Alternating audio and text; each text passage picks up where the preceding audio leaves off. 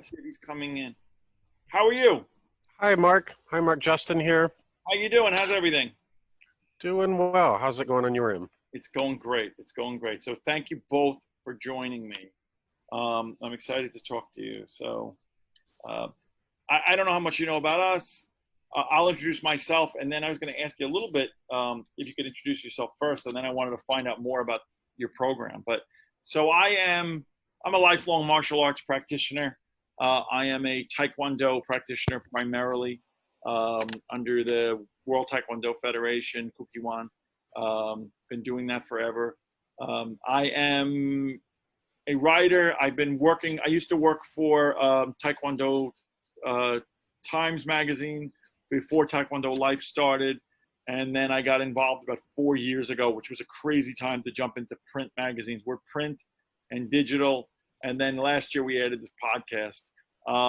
So we're international, and we cover the cross section. So we cover sort of two areas. One is Taekwondo, and the other is things that are of interest to the Taekwondo community. So sometimes it may be things that aren't Taekwondo, like a movie review or something, but it's a martial arts thing. So certainly over the years, always since my childhood, been a great admirer of Chuck Norris and of the things that he's done. And on the Taekwondo side, always been involved in charitable things and trying to figure out how Taekwondo and how the martial arts community can be, a community resource. So in doing that, I came across, I think when I was looking at the UFAF site, probably there was a link to Kickstart Kids, and I became very, very interested and intrigued by what that was all about. And I figured the best way to deal with it was to go to the source and talk to you guys. Great, thank you. And I'll just do a brief introduction of myself and let John take over, because he's the heart of the organization. He's been here from the get-go. He's our fearless leader. I do marketing, technology, research, basically whatever hat I need to wear, I wear for the organization. Just make sure that we're going to be sustainable. But John can tell a story better than anybody, so I'm just kind of here to provide backup and listen in. That's great. As Justin said, my name is John Kurek. I'm the Chief Director of Operations for the foundation. I am a board member of the United Fighting Arts Federation. I just got off of a board meeting with them today. That's Mr. Norris's personal system, the Chuck Norris system. I have an 8th degree in the Chuck Norris system. I also have a blue belt in Jiu-Jitsu, which I'm still currently trying to train and try to achieve some learning there also. And then obviously, I don't know where you would like me to start with this. If you can give me a little bit of direction. Where are you based? Just out of curiosity, where are you guys based out of? I'm in New York. Where are you? Our home quarters is Houston. Okay. And you're both, Justin as well? Justin's in Houston as well? Or are you in different parts of I'm out in Georgia right now, but I'll be back in Texas next year. So. Oh, okay. But the work that you guys do, I saw from looking at the site, it looks like the organization primarily focuses on, and I'll ask you to explain a little bit about the organization, but is largely a Texas-based and services communities in Texas. Is that correct?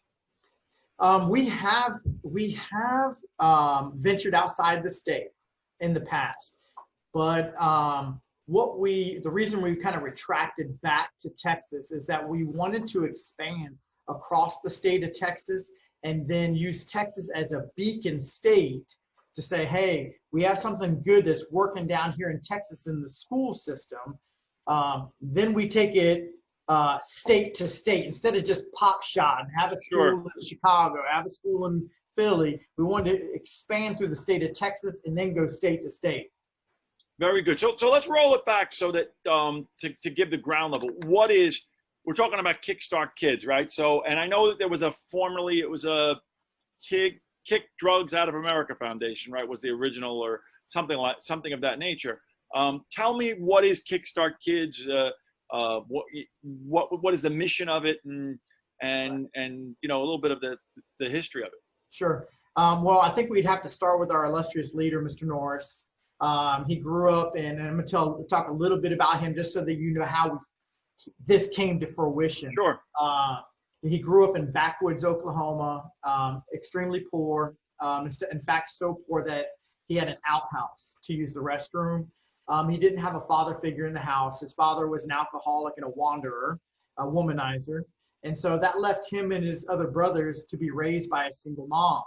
Consequently, not having a father figure in the house, he grew up very insecure.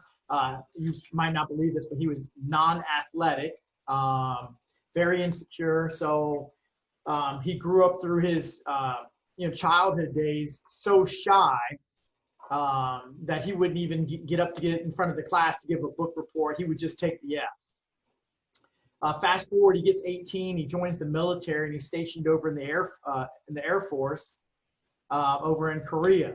And through walking through a village, he looked down and he saw a bunch of heads bobbing up and down. And his arm was broke at the time, because back then in the United States, judo was the martial art.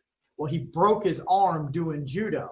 Wow. So he's over there in Korea with his arm broke, and he's seeing these people just jumping in the air, doing all these aerial kicks. And he was like, well, my arm's broke, but I think I can do that. And he goes down there and joins the class. What a lot of people don't know is Chuck Norris actually failed his first black belt test. A lot of people don't know that he was like an extremely cold day in Korea. They call him up to do his katas, and then they say, Carlos Ray, that's his real name. You're up to do your katas. He forgets everything, just goes blank. They fail him right on the spot.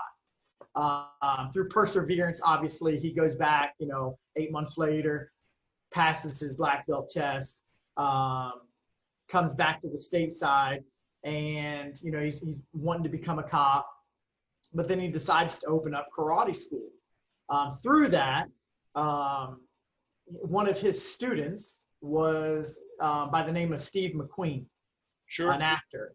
And, Steve looked at Mr. Norris and said, hey, why don't you try this acting thing? And Mr. Norris was like, well, I don't think that's my thing, whatever.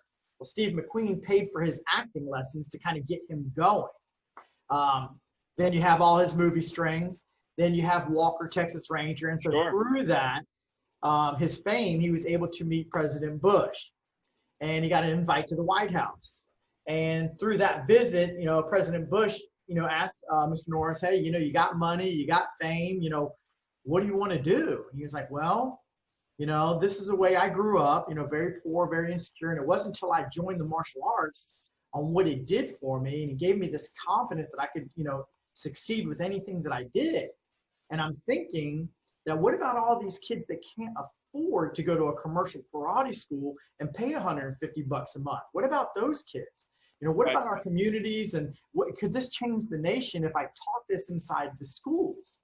And President Bush said, well, that's a great idea, Chuck. Why haven't you done this?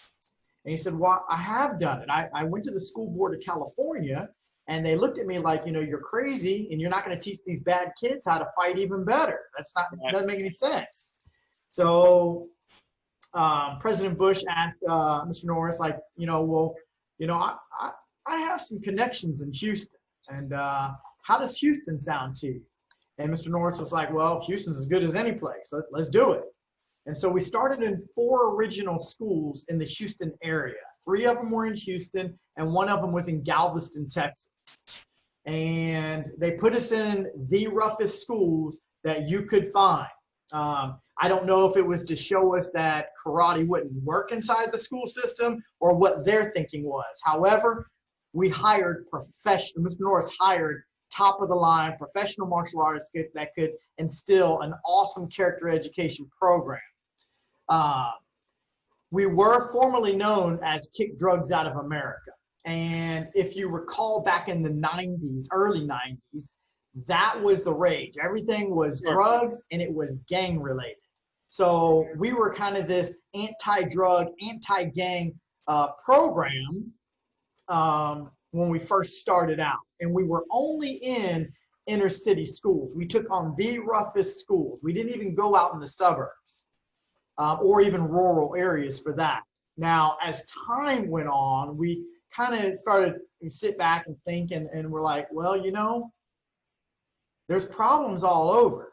You know, the suburban kids, they have the means to go get the drugs. You know, rural area, there's a lot of poor rural areas that need this type of help also. And so we started kind of not only being an anti-gang, anti-drug, but we started realizing we were even more of a character education program at the same time.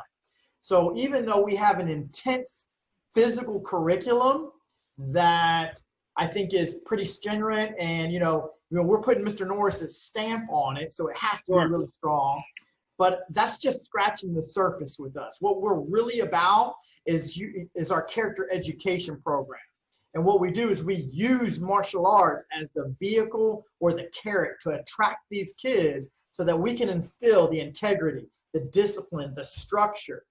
You know, we kind of focus on several different things as an organization, just to kind of sum things up to make it simpler for you.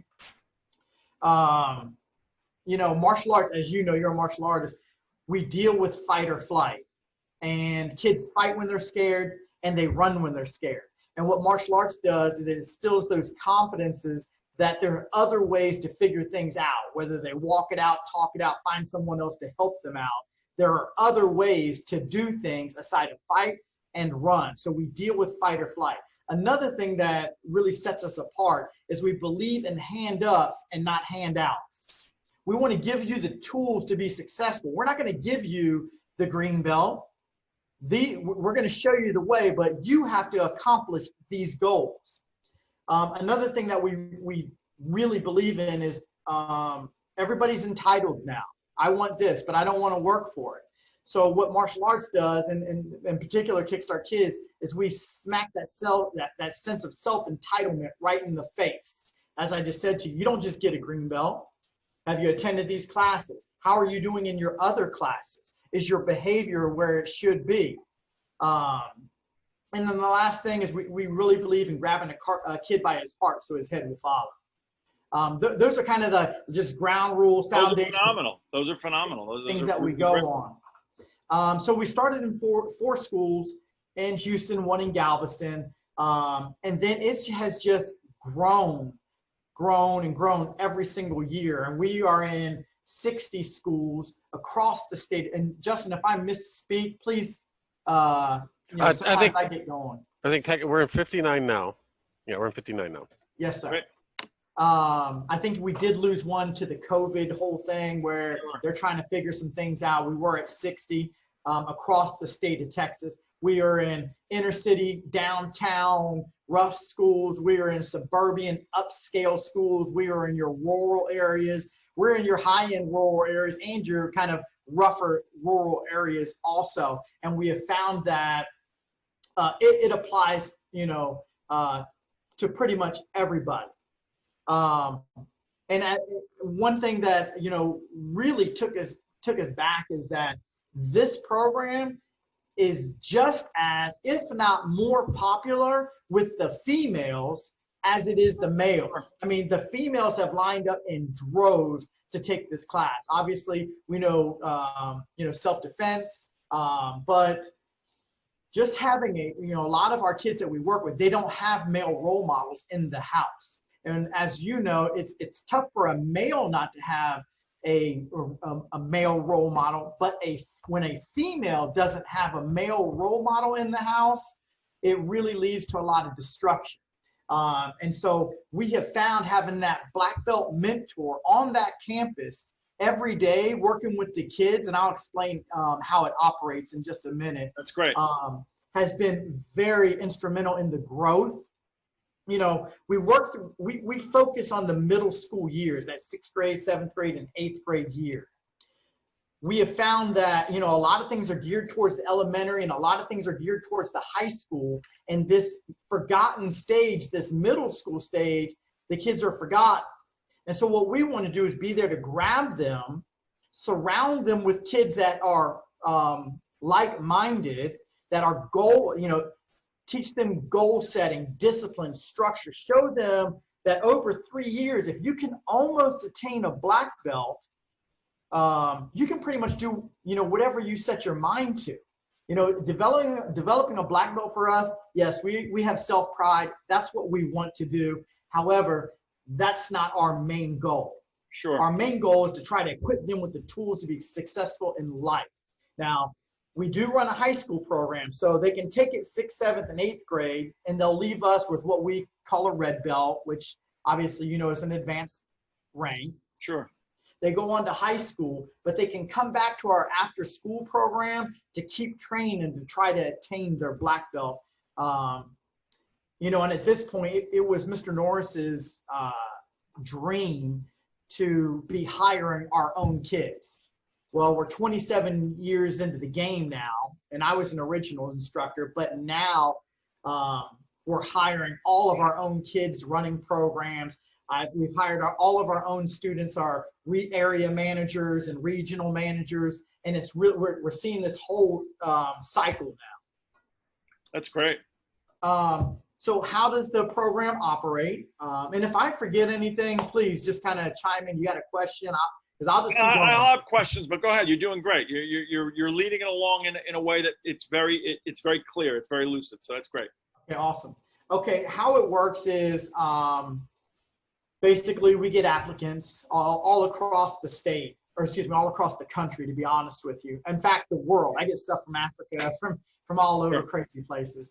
Wanting to be teachers for us. We do extensive background checks, fingerprint checks, everything, because you'll be a teacher inside of the school. I would take your applicant, Mark, and I'd kind of study it. I'd call your references. You'd come here. You might perform a little bit of martial arts. We would talk a lot of teaching stuff with you.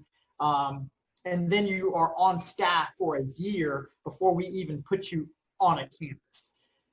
Because you might come to me and be a great practitioner, or you might even be a great karate teacher, but I need to teach you how to be a school teacher at the same time. And it's a totally different ball game. Sure. And then, so what would happen is that instructor, he's at a campus on a daily basis, just like a science teacher would be, or a math teacher, or an English teacher. And that student would go, first period might be math, second period might be English, and that third period might be your martial arts class. And you're required to bring your uniform. We have you work in a journal for part of the day, where we'll go over quotes, and we'll study quotes and expand on quotes. We'll talk our values curriculum, and then we have a structured class that the student goes through. And so we're there all year long. Just like a regular teacher. We run an after-school component that comes along with the regular program. And then we run a summer school component for the kids that are already in the class. And so the idea with the after-school and the excuse me. No, go ahead. The idea with the after-school and the summer programs are to do those funner things in martial arts, whether we're doing demo teams or, self-defense or a weapons class or sparring teams or tournament teams. We try to use that being the fun part to keep these kids engaged with something that's fun after school hours. So they're not just hanging out on the street, down the road or whatever. They're still involved with something positive. And same thing that goes for the summer. We try to rank 2 times a year. One of those times would be semester break, which is December here in Houston. And the next one would be in May. So what we'll do is our programs have anywhere from 150 students in it, all the way up to 300 students. Just depending on the school's room size that they have us in. That depends on how many kids we can have involved with the class. And so we'll have those twice a year where we'll have all 200 kids come one evening along with their parents and grandparents and uncles so that they can watch little Johnny get his yellow belt or his orange belt or whatever belt it is. And the reason I want to point that out is the parental involvement that this program gets is unmatched. Schools can't get parents up to the school to save their life. It's like Sure. pulling teeth. But for some reason, with our belt ceremonies, it's nothing for us to get 95, 98% of our parents to some 100% showing up, supporting their kids and the instructor in the program. That's great. I think I've kind of hit on. You're great. I got some questions that'll lead into that from what you've talked about. So tell me a little bit about, from a curriculum standpoint. I think most of the people that are familiar with us are familiar with martial arts. And while you may call it different things in different styles, there's different elements of martial arts training, right? There's sparring, there's forms, there's basic techniques, there's board breaking, there may be other things. And of course the philosophy, which you've talked about, there's a component of values and philosophy, certainly the most important part, right? And in Taekwondo, we say the do is the philosophy, right? The way of kicking and punching. How is your program broken down as it relates to those various components, or is it different from school to school? And is it uniform? If I were to walk into any one of these 59 schools, is the curriculum going to be basically the same, or is it going to vary by region? Okay, great question. So the curriculum is the same. We have a curriculum that we follow. We have, if I'm talking gold belt rank level, we have your basic punches, we'll have your basic kicks, your basic stepping punches and blocks across the floor, and maybe a couple self-defense. Then at purple belt, we start growing a little bit more, where we might even have a couple fighting combinations. And then, so and the curriculum is the same across the 60 schools. The difference is, oh my gosh. Sure, go ahead. Oh, I'm just trying to turn it off. The difference is I have all different styles working for me. So I have some Chuck Norris system style guys, but I have a lot of Taekwondo style people also. I did see this in your instructor. Right. So we have a lot of Japanese. So I have them following the same format. The difference is you'll teach all the katas specific to your style. And the difference is I give you the freedom of, if you throw a side kick, a snapping side kick, you can do that. Or if you're more of a locking out hip thrust side kick, then you do it that way. So we allow the instructor a little bit of freedom, so he doesn't have to come and learn a whole different system. That's great. That's great. That's very interesting. I was very interested in finding out about that. That's very. In fact, Mr. Norris is actually adamant about that, because from a supervisor standpoint, I wanted everyone to be regimented. I wanted it all. When I walk in a classroom, I don't want someone to be able to say, well, this is how my style does it. But Mr. Norris is, and I approached Mr. Norris with this, but he was adamant, no, let's give each instructor their own freedom, to do things. And when Mr. Norris tells you what to do, you just kind of bow and say, yes, sir. And yeah, sure. So. Sure. That is great. Now, one of the things you mentioned a little early on, and I've done some work with the United States Taekwondo Education Foundation, which does similar type work in Massachusetts and a little bit in Spokane, Washington. I know that from speaking to some of the folks that, one of the misconceptions and one of the impediments that they found in terms of their growth in some areas is that people do automatically have that fear.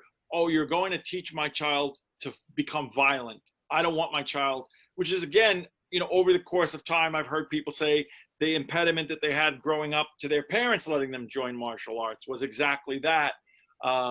Obviously, people, once you cross that mental threshold and you understand what it's all about, you realize it's the complete opposite of that. But has that been, or is that something of the past because of the fact that you've grown so much? Is that something that you still deal with in terms of growing the program, or is it something that you feel like you've gotten to the point where that no longer is an issue for you guys?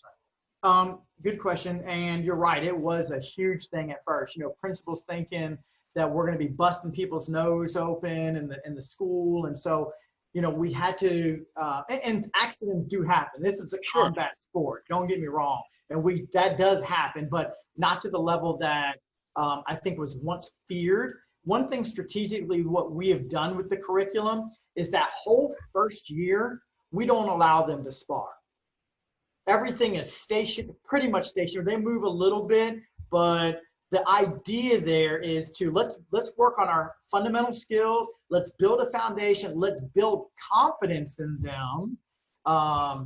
Because as you know, going to a commercial school and day one, they're in there fighting, they get hit. Now they don't want to do it anymore. Sure. So our approach was, we're not going to fight the first year. Let's give them some skills first. We'll introduce sparring the second year of attending the program. That's great. That makes a lot of sense. Let me ask you about a couple of quick things. Number one is, so you have these folks. It seems like you have a great system for pre-qualifying your instructors. They become involved in the program they're teaching. What type of a network is that going forward for them? In other words, is there ongoing trainings, meetings, things of that nature that the instructors are constantly dealing with in terms of your network and your organization? Yes, sir. You know, they pretty much have two bosses. You know, one of their bosses is the principal at the school, so they have to attend all their in-services where they're going over things like CPR and you know, sexual harassment classes or everything that pertains to working in a school. But from a martial, are you still with us, Mark? You kind of froze on us. I am. I can. Yeah, you froze also, but I can hear you. So let's see if we can. But I can hear you. There? Yes. Okay. Let's see. If we can. But from our standpoint, as far as being a martial artist, we'll do we had seminars. A huge storm here. I don't know if that knocked out everything. So I apologize. You can hear me all right now? Yes, sir. All right, very good. Very good. We're doing great. So, and I won't keep you for much longer. I know you guys are. No, you're good. One thing that we were talking about, you know, the instructors and everything that, you know, they're involved with. And I know that there's going to be a lot of instructors reading this that maybe might be looking for a job opportunity. Sure. You know, so would be helping the martial arts community out as well as Kickstart, you know, getting quality instructors. You know, not only, you know, do you get to do something that you love to do, you get to make a huge impact, you know, in the community and in kids' lives. But Kickstart Kids is a professional organization that has a salary that's competitive with a school teacher's salary. Sure. And we have some really good benefits, you know, full medical, full dental, full retirement, I mean, it's got a pretty nice little package to it also. That's great. So let's talk about how all of this can occur from the standpoint of, from a funding standpoint. This is a non-profit, right? So is this all done through charitable donations? Is it done through government grants? Is it a combination of a partnership with private business or the school districts? How does it work in general? Yes, sir. In general, it's private funded. We do ask the schools to contribute some. And the reason that we do ask the schools to contribute a little bit is we've just found over the years, when you give something for free, they don't value it as much. Sure. But if they're got some skin in the game, if you will, they take care of it just a little bit more. So the schools do pitch in some, but everything else is private funded. We have a huge gala in the Houston area. We have a couple developers that are working around the state, setting up different little fundraisers. And then obviously we're in Houston and Dallas, and there's some pretty philanthropic people in those areas. Well, add to that, we do get grants. We're always looking for grants and things like that, and we're always trying to find revenue streams, merchandise. And it might be important to mention that we feel the same way with students as well. I mean, we do have a $50 participation fee for a year, you know, but we don't turn away kids, right? John, do you want to give more on that?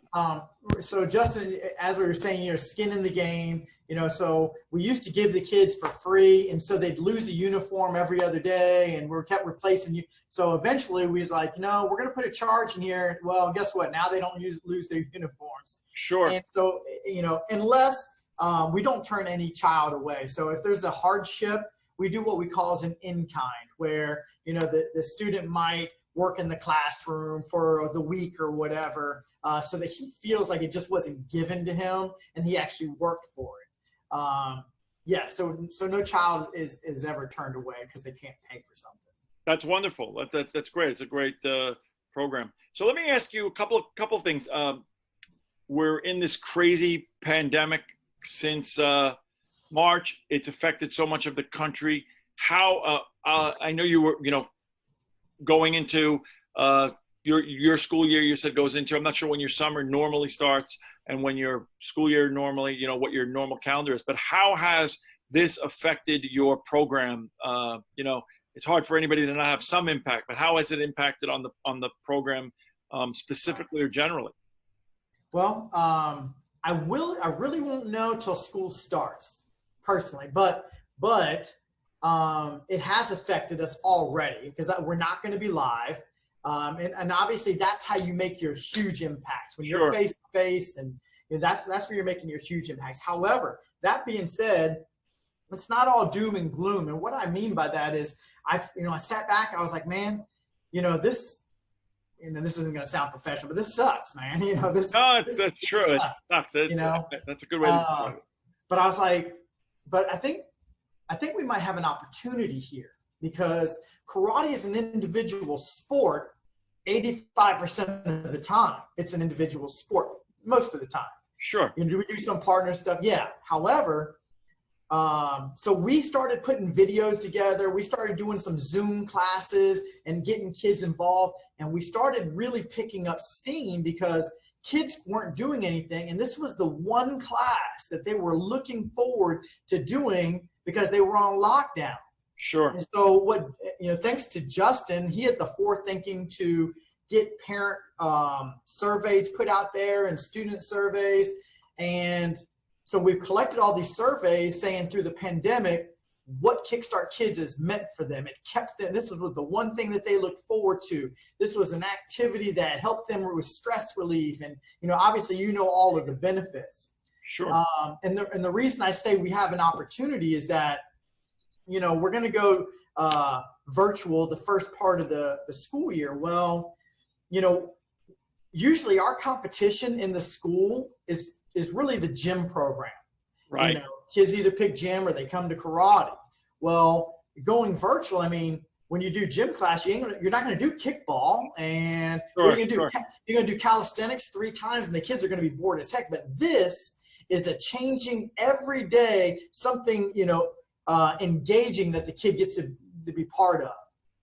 That's great, and I've seen around the country. I've seen how the martial arts community has really responded in a very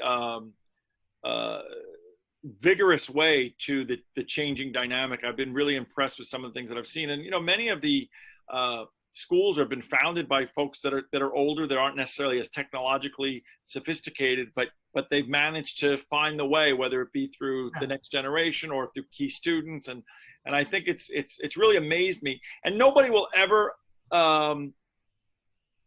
disagree that they prefer to be in the dojang, in the gym, doing it live, but that's not always an alternative. So this certainly gives you an opportunity to stay involved. Even me as a 50-year-old man, I was taking jiu-jitsu classes, online, and my wife and granddaughter, they come in there. I'm rolling around, doing classes. They're like, "What are you doing?" I'm like, "I'm working out." And it was the one time, throughout the day that I was like, I get to go do something. It certainly made you have to think about, am I going to allow this time to be an excuse for not doing something, or am I going to commit to something a little bit different and open my mind up to it? I did the same thing, and I found that it was really, again, it was needed for me. It was really mentally, I think it was because of your martial arts training, and that's what I was hoping it was going to help with these kids, is because of their training. You can make excuses or you can make results. You choose which one you want to do. Hopefully you're not working off motivation. Hopefully you're working off discipline. You're only going to stay motivated for so long. Sure. You need that core discipline that karate instills in you, and that's what gets you through. That's terrific. So let me ask you a couple of wind down questions in the interest of time. What is the future? What is the goal for the program? Certainly you've achieved amazing things up to this point. If you never added another school, if you never expanded beyond that, but I get the sense there may be the desire for more. What is the short and long-term goals for Kickstart Kids? Right. Well, the ultimate goal for Mr. Norris and for Kickstart Kids is to be in every single school across the country. That's kind of what we've been trying to do, and we're kind of slowly getting there. We're still in Texas, but our goal is to be in every school that we can. Hopefully, to be able to teach the disciplines and philosophy of the martial arts, in hoping that one day we don't have to. Sure. But we just feel like, this is something they need and we want to do it. But the hope is that one day we don't have to do this. Sure. And I think now more than ever, I mean, for my own situation, my own children, I want them in martial arts now more than ever.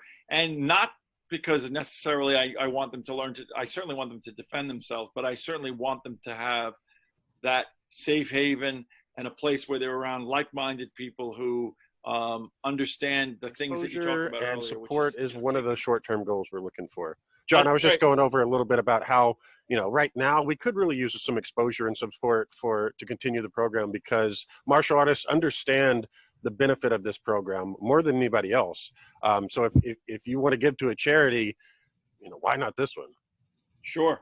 Yes. Well, let's do this because I'm going to link all this up. What is the best place for people to? I'm going to ask you this. Actually, normally I don't, but this will be twofold. Number one would be, where would be the best place for people to find out more about Kickstart Kids, and then where would be the best place for, maybe the same, for martial artists that were interested in, as you discussed, possibly either helping out, volunteering, or applying for a job? What would be the best place for them to find out more about Kickstart Kids? That's more, I would say Justin's kind of down your wheelhouse. Absolutely. Our website, kickstartkids.org, and all of our social media, Facebook, Instagram, Twitter, and YouTube. There's lots of information on there about the organization, ways to stay in touch. We have lots of events going on, fundraisers going on. So if you follow any of those channels, whatever your preference is, if you like getting your news on Facebook, follow us on Facebook. And on that site, you can find out more specifically about, under the KSK careers, if you're looking to become part of the Kickstart Kids team, you can find out about our benefits, applications, things like that. But the main thing is go to our website, kickstartkids.org, and you can find all of our other social media links out there as well, and sign up for that newsletter. That's great. And I will pass that along. And I want to thank you, gentlemen, for your patience, and thank you for talking to me. I am a big believer. I believe that if martial arts programs were part of the standard curriculum in the United States, that it would be a better thing. And I think,